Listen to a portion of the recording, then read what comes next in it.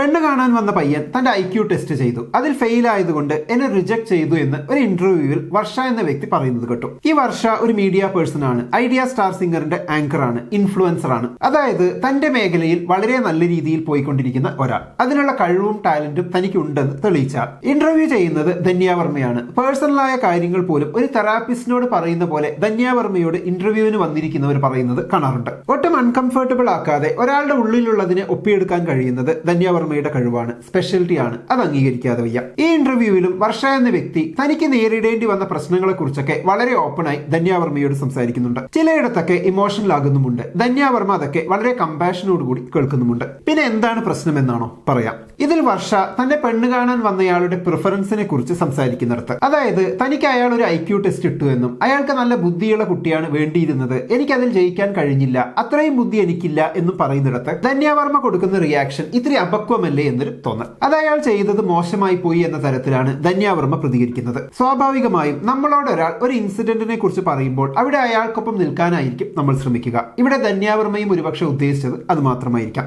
എന്നാൽ ഒരാണ് തനിക്ക് പാർട്ട്ണറാകാൻ പോകുന്ന പെണ്ണ് ബുദ്ധിയുള്ളവളായിരിക്കണം എന്നൊരാഗ്രഹം പ്രകടിപ്പിക്കുന്നതിൽ എന്തെങ്കിലും തെറ്റുണ്ടാകുന്നത് എങ്ങനെയാണ്? റാഷണലി ചിന്തിച്ചാൽ അതിലൊരു തെറ്റുമില്ല. അയാൾ അയാളുടെ പാർട്ട്ണറിൽ ഉദ്ദേശിക്കുന്ന ടൈപ്പ് ബുദ്ധിയല്ല വർഷയ്ക്കുള്ളത് എന്നതുകൊണ്ടാണ് അയാൾ റിജക്ട് ചെയ്തതെങ്കിൽ അതിൽ ആ ആണിനെ കുറ്റപ്പെടുത്തുന്ന രീതിയിൽ റിയാക്ട് ചെയ്യേണ്ട ഒരാവശ്യവുമില്ല എന്നാണ് എനിക്ക് തോന്നുന്നത്. ഓരോ വ്യക്തിക്കും പാർട്ട്ണറിനെ കുറിച്ച് ഓരോ സങ്കല്പം ഉണ്ടാകുമല്ലോ. അങ്ങനെ സങ്കല്പമേ പാടില്ല എന്ന് പറയുന്നത് വിഡിത്തരമല്ലേ? പാർട്ട്ണറുടെ ബുദ്ധി അളക്കാൻ ടെസ്റ്റ് പേപ്പർ ഇട്ടത് ഒരുമാതിരി പണിയായി പോയി, ഇതൊക്കെ മനസ്സിലാക്കി എടുക്കേണ്ടതല്ലേ എന്ന് വേണമെങ്കിൽ തോന്നാം. എന്നാൽ അറേഞ്ച്മെന്റ് കല്യാണത്തിൽ അതിനൊക്കെ എവിടെയാണ് സമയം? പാർട്ട്ണർ എന്നതിനെ കുറിച്ച് പണ്ടുണ്ടായിരുന്ന സങ്കല്പവും ഇപ്പോഴുള്ള സങ്കല്പവും തമ്മിൽ വളരെ മാറ്റമുണ്ട്. പണ്ട് സ്വത്ത് കൈമാറ്റം, കുട്ടിയെ ഉണ്ടാക്കണം, ഇതൊക്കെയായിരുന്നു ലക്ഷ്യം. അതുകൊണ്ട് തന്നെ ചേർച്ചയുള്ള തറവാട്, കുലമഹിമ, പെണ്ണിന്റെ സൗന്ദര്യം, പെണ്ണിന്റെ വീട്ടുപണി ചെയ്യാനുള്ള കഴിവ്, ഇതൊക്കെയായിരുന്നു ആണിന്റെയും വീട്ടുകാരുടെയും പ്രിഫറൻസ്. നമ്മുടെ പൃഥ്വിരാജ് തനിക്ക് സുപ്രിയയോടൊപ്പം ഏത് വിഷയത്തെക്കുറിച്ചും മണിക്കൂറുകളോളം സംസാരിച്ചിരിക്കാൻ പറ്റുമെന്ന് പറഞ്ഞു കേട്ടപ്പോൾ നമ്മൾ പുച്ഛിച്ചെന്നും ഈ ഒരു ചിന്തയുടെ അസ്ഥികൂടം ഇപ്പോഴും നമ്മുടെ മനസ്സിലുള്ളത് കൊണ്ടാണ്. ബുദ്ധിയുടെയും വിവരത്തിന്റെയും കാര്യത്തിൽ ഞങ്ങൾ ഒരേ വൈബാണ് എന്നാണ് പൃഥ്വിരാജ് ഉദ്ദേശിച്ചത്. എന്നാൽ നമുക്കതത്ര പിടിച്ചില്ല.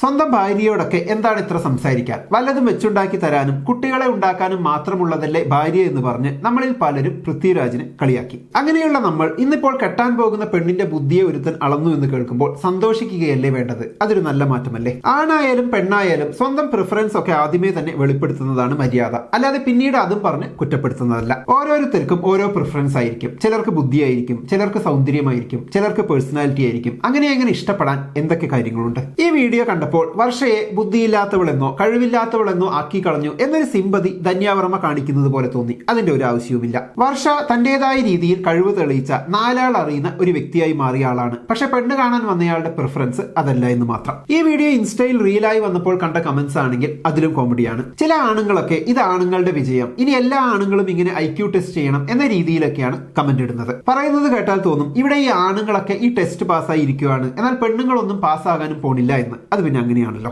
ഇനി മുതൽ ആണുങ്ങളും ഡിമാൻഡ് വെക്കണം ഇതുപോലെ എന്ന് മറ്റു ചിലർ. പാവം, ഡിമാൻഡ് ഒന്നും ഇല്ലാതെയാണല്ലോ ആണുങ്ങൾ ഇതുവരെ കല്യാണം കഴിച്ചിരുന്നത്. ആണുങ്ങൾ കുറച്ചുകൂടെ ബുദ്ധിപരമായി ഇങ്ങനെയുള്ള ഡിമാൻഡുകൾ വെക്കട്ടെ, സ്വർണം, സ്ത്രീധനം എന്ന ഡിമാൻഡ് വെക്കുന്നതിന് പകരം എന്നാണെങ്കിൽ ഓക്കെ. അപ്പൊ എന്താണ് കല്യാണത്തിന് മുമ്പ് ഇങ്ങനെയുള്ള പ്രിഫറൻസുകൾ പറയുന്നതിനെ കുറിച്ചുള്ള നിങ്ങളുടെ അഭിപ്രായം കമന്റ് ബോക്സിൽ എഴുതുമല്ലോ. നമുക്ക് അടുത്ത വീഡിയോയിൽ വീണ്ടും കാണാം. ബൈ.